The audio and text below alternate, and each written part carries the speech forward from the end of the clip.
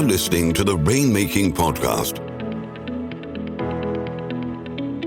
hosted by high-stakes headhunter, author, and professional speaker, Scott Love. You're listening to the Rainmaking Podcast, and my name is Scott Love. Thanks for joining me on the show. Today, we have a sales boss with us today, talking about how you can become a sales boss. What does that mean? Somebody that's in the top 1% of client development. His name is Jonathan Porter-Whistman. He's the author of the book, The Sales Boss. I'd highly recommend checking that book out. I put the link for you to order it on Amazon on the show notes. So wherever you listen to this podcast, go to where you can see the show notes and you'll be able to order it directly. I also put Jonathan's bio link and also his LinkedIn link on the show notes. And Jonathan Porter-Whistman is an author, a professional speaker, and also CEO of a company that gets involved in predicting who's going to work out when you hire them. His company is called Perception Predict, and you can visit their website at whohire.com as well. I hope you get some great ideas out of this show. As always, this show is sponsored by Leopard Solutions, legal intelligence suite of products, Firmscape, and Leopard BI. Push ahead of the pack with the power of Leopard. Thanks for listening, and I hope you get some great ideas from my conversation with Jonathan today. Hey, this is Scott Love with the Rainmaking Podcast. Our special guest today is Jonathan Porter-Whistman, who is the author of The Sales Boss. And today we're talking about the sales boss. So all of us are in sales, we're client development, we're leading teams of people. So Jonathan, thanks for being on the show today. Yeah, absolutely. Nice to be visiting with you, Scott. Looking forward to the show. Absolutely right. So let me kind of dig into it. This is your book, The Sales Boss. I've read it. It's a good book. I'd highly recommend that. And you talk about the management code, about don't be a micromanager, be actively engaged, be honest always, be authentic, be the thermostat, not the thermometer, trust and expect the best, but verify, believe bigger, and believe the fault is yours.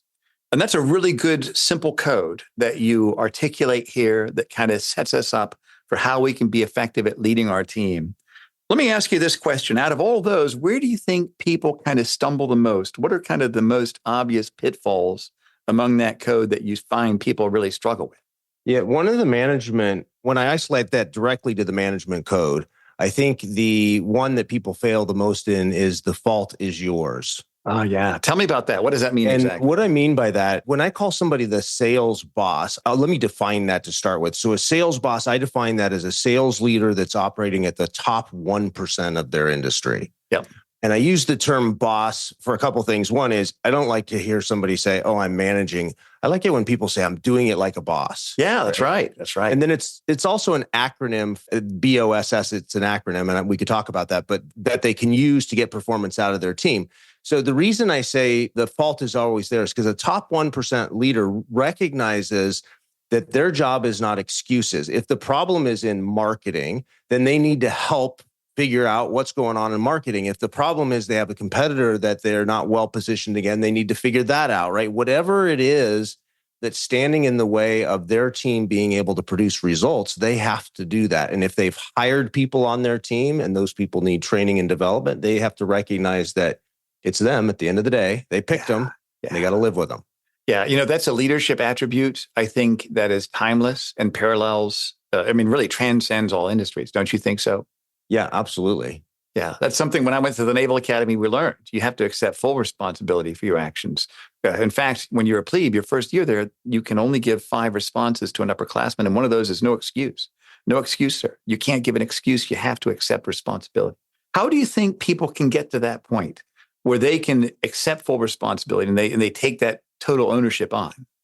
I think in some ways that is something that's intrinsically built into people. Yes, people get better at it, but it is sort of a worldview. And I have a sort of a shorthand, when you ask people to rate things on a scale of 1 to 10, I think, you end up with something in the middle because people don't want to be too critical. So they'll say, well, he's a 4 or he's a 6, or I like a 3-point scale. So 1 means is they're terrible, they suck, they should never be doing this. And 3 is they are so great at it, so talented, they could write the book, they're masterful. And then you got a 2 in the middle. And if you think about who you're going to hire, we don't hire 2s. we only hire threes, and a three is a perfect fit for what we want. What happens is in the pressure of finding the right person for that role, people settle for a 2, 2.5, 2.6 because they don't believe they can get a 3.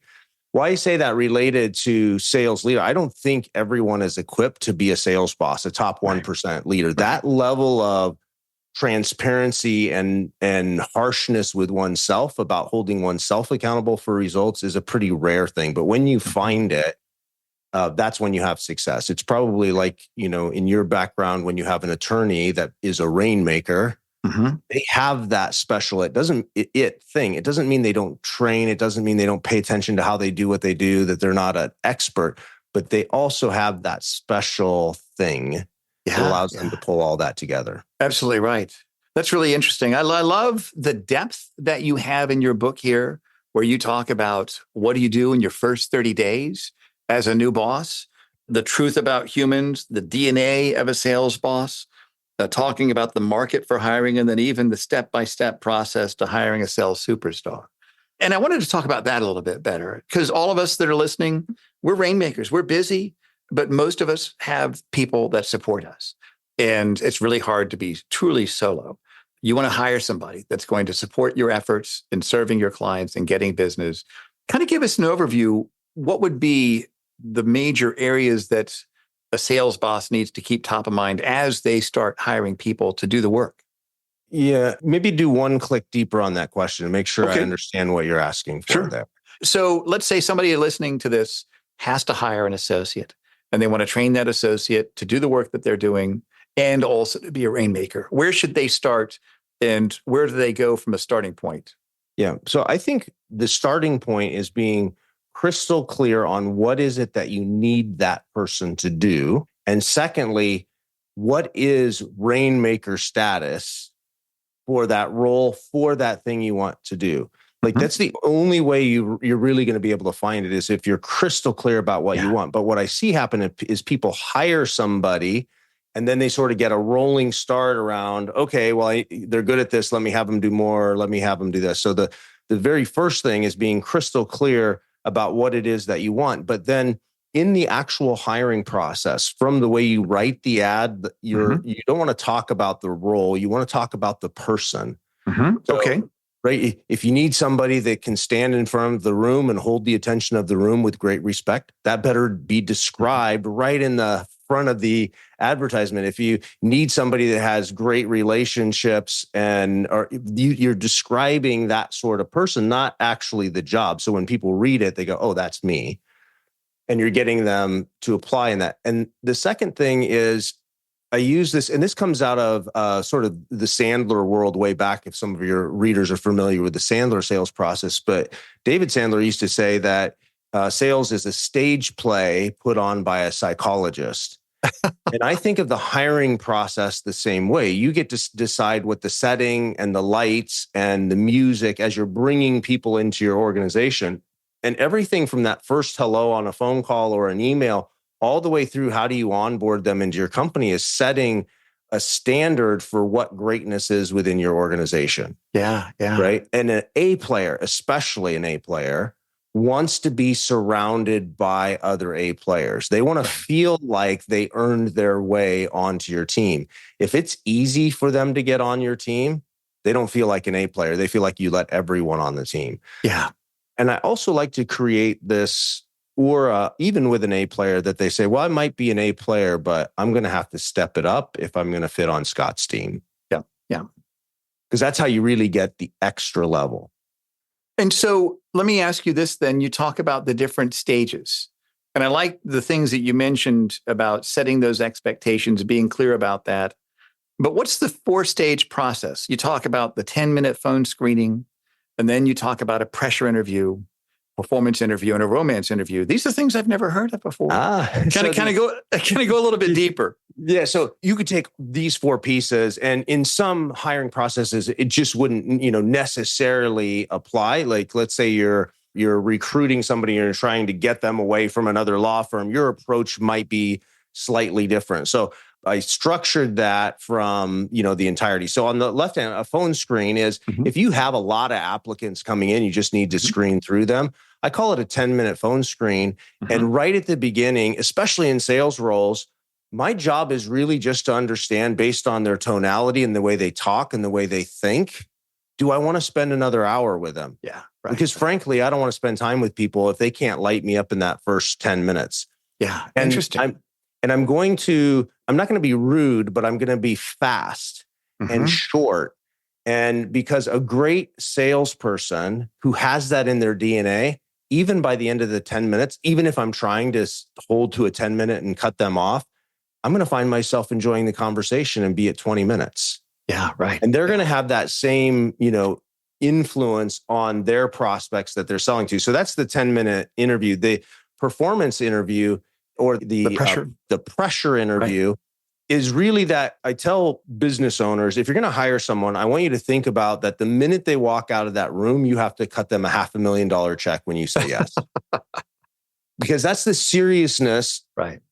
And oftentimes it costs an organization far more than that if they make a bad hire. Absolutely right. But they don't take it serious at that first point of contact. And so they may go, oh gosh, Joe's coming. Where's his resume? Let me look it over again. Or, they're just like, they're not giving it the seriousness that it deserves. So in a pressure interview, when you're bringing somebody in, oftentimes what I find business owners doing is they're sort of courting the person. Oh, you'd love to work with us because we do this. And they're like bragging about themselves. What they should be, their mindset should be, my job is to keep Scott or this applicant off the team. Right. Unless they convince me they should be on the team. Now, that doesn't mean I'm rude to them, but I'm asking the tough questions. I'm challenging, and I'm not really just allowing for sort of the answers you get on every job interview. That's right. That's interesting. I've never heard of it like this before. I'm going to probe 3 or 4 levels deep. And I'm also going to say, Scott, let me tell you why most people struggle in this job, and when they burn out and fail at it, why? And let me hear your response to that. So I'm not painting a pretty picture and all of the beauty that it is to be in our organization. There's a time and place for that, but it's not now. Yeah. So that's what I call a pressure interview. Then the performance interview is, I'm going to give them an opportunity to actually come in and do the job in some way that I can observe. So as an example, I was hiring some people to be investor advisors for a real estate organization. So these are people that are, talking to high net worth individuals and getting multi-million-dollar investment. They didn't necessarily have to have a background as an investor advisor, but in that performance interview, I had given them all of the industry terminology. I didn't give them the definitions. I gave them the basic script that we follow, our sales process. And I gave them a video of 2 or 3 typical calls that we would consider A+ calls. And when they came in, we actually did it as a group interview in this case. And each one of them went through performing that process. And people will study hard when they want the job. And I always pay people for that. So I say, look, this is going to require some preparation. Regardless of how you do, I'm going to give you a stipend for having shown up and put in the work. But I want people to show up. I'm not actually looking for them to be excellent in that, but I want to see how well their mental flexibility, how well can they absorb and make it their own and still feel authentic.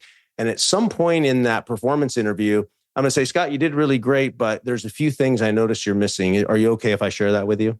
Yeah, that's great. That's a good way to phrase that too. Yeah. And then you're going to say, sure. And I'll say, great.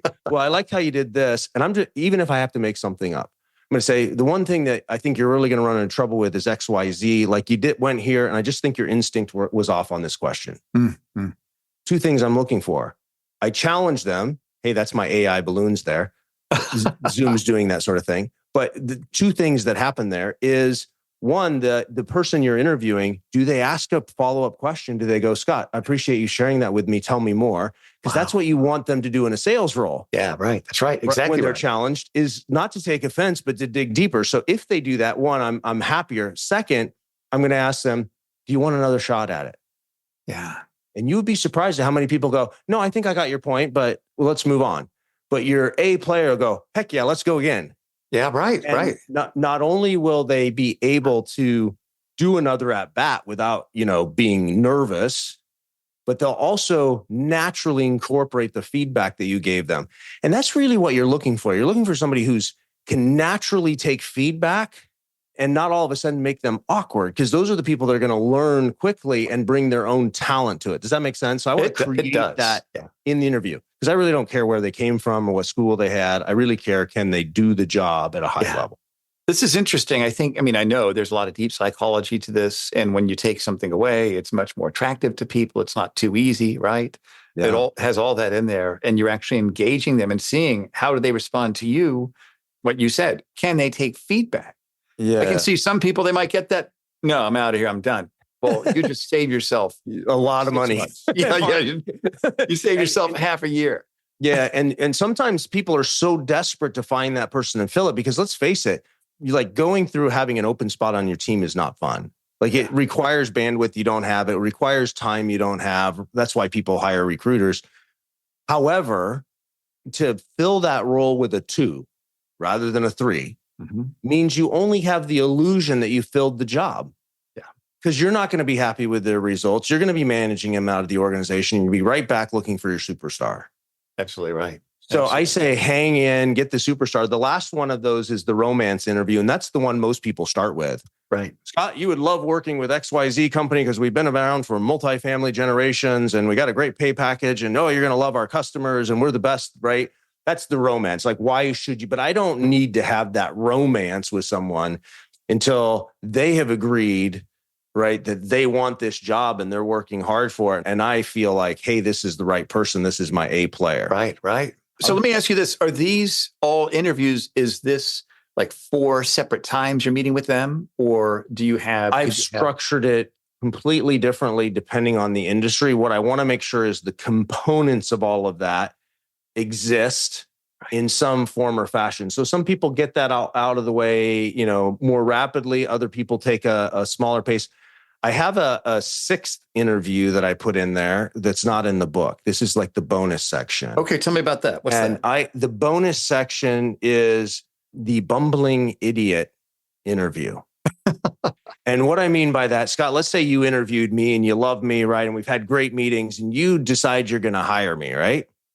Then I want you to find somebody completely outside of your organization. You would say to me, Jonathan, love what we've done, but I have this guy I always trust, Jonathan. I'd just like you to go to lunch with him or have a chat with him before we seal this up. So I go to lunch with that person. I sit down with the candidate and I say, Scott, I don't even know why they asked me to meet with you. They've already decided they wanted to hire you and you're obviously a rock star. So why don't we just have a great meal and chit chat and I'll tell them I love you. You tell them it was great meeting me and we'll all be good. Fair? And 95% of people will say great. And they forget now that they're on an interview.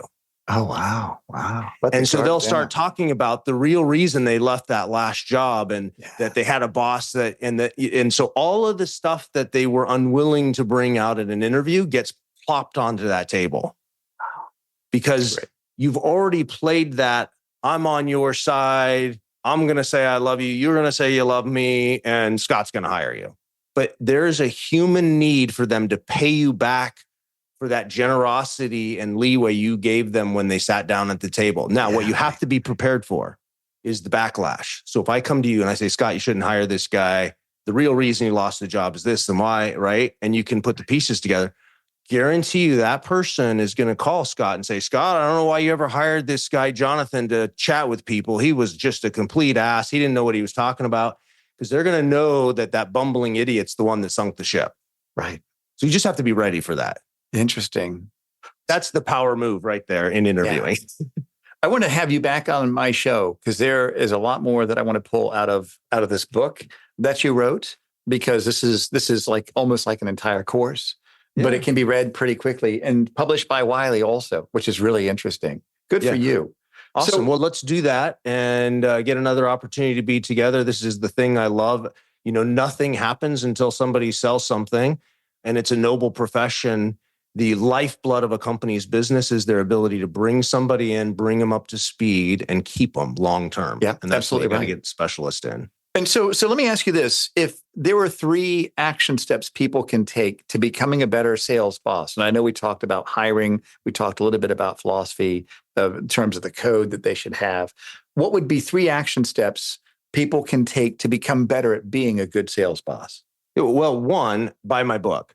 Yep. Second, become a student of the craft. Yeah. Like, quit believing that the best there is some version of the best you've ever seen. Like, some people just don't realize how great sales leadership is. Yeah. Like, it's almost magical. And so they have to open their mind to that. So I would say those 2 things, really important, is just get serious about, this is a brand new skill. You studied hard for whatever industry you're in. You really have to get around greatness and see what it is. Yeah, right. And what's a good 3rd action step people should take? Oh, gosh. I'm all about knowledge. So finding people that can impart that sort of knowledge and give you great feedback. If people want to, interact with me and intersect with me in my world, I'm sure in the show notes, we'll put ways for people to do that. They could always reach out to me and happy to do that. I would recommend, though, an audit as maybe that 3rd step. And what I mean by an audit is everything that happens in your organization is a result of a human thinking something first, feeling something as a result of that thought, and then taking an action. And because they take an action, the people around them have a thought, have a feeling, have an action. And so I want you to go into your business, like right from the front door, and say, what do people think when they see this? So your front glass window's dirty. There's a thought, there's an action. They walk in, there's a magazine on the table that's 3 months out of date. What's their thinking? What's their feeling? What's their action? A great sales boss realizes they are putting on a stage play. They are this psychologist. What's the stage lighting? What's the chair look like? Every single interaction is creating a thought, more importantly, creating a feeling, and that feeling is turning into an action. And if you can master that cycle, you can influence anyone's behavior. And more importantly, once you start influencing people's behavior, you can actually start influencing their belief about what's possible, which, to go back to where we started, the management code is believe bigger always. Well, Jonathan, now I want to have you back on a 3rd time because I know we can go even deeper than that. So let me just give you a chance to tell us, what do you do? What services do you have that you'd like our listeners to know about? And by the way, everybody listening, we're going to put Jonathan's link to his company name, his LinkedIn profile, also the link for his book that you can order directly. We'll put that on the show notes wherever you're listening to the podcast. But tell us about your services and your offerings, Jonathan. Yeah, absolutely. I do sales boss consulting. So I go into organizations, help them get that, the sales process and the magic happening right, whether that comes to how do I hire and onboard people and get them to a high level of performance. So that's under the sales boss. At this point, I only take clients by referral in that business. So, if you know somebody that knows me and I'm interested in the project, I do that, because my primary thing that I'm spending my time and energy in is in a product called whohire.com. There's also another corporate version out there, Perception Predict, which I'm sure you'll put in the show notes. But we're building AI data models to help predict prior to hire how somebody's likely to do. And we're using massive amount of data. I know AI is sort of the new cool word, but we've been doing this for 7 years. Yeah. And we're creating models for organizations, as an example, where an incoming candidate answers a questionnaire and we're able to say, this person will produce $275,000 a quarter in new revenue, or they'll grow your account base by X. And because it's such a massive data play, we're getting to within 15% between what we predict pre-hire and what we have post-hire. So super powerful in terms of, getting that done. It's a huge data play. So we don't have it across every industry. I think prior to the show, we were talking about, it would be interesting if you could get enough groups of lawyers to say, let's create a profile that could predict somebody's rainmaking capacity as an attorney. Absolutely right. Or even in any industry in terms of business industry. That's interesting, Jonathan. Well, definitely, we're going to have you back on the show. And I definitely want to hear more about that. And like we said, we'll put all the links on the show notes. So just feel free to go to wherever you hear the podcast, everybody, and connect with Jonathan that way. Thanks for being a great guest. Thanks for sharing your wisdom. And like I said, we'll be talking again soon, Jonathan. Yeah, great talking to you, Scott. Thank you for listening to the Rainmaking Podcast. For more information about our recruiting services for international law firms, visit our website at attorneysearchgroup.com.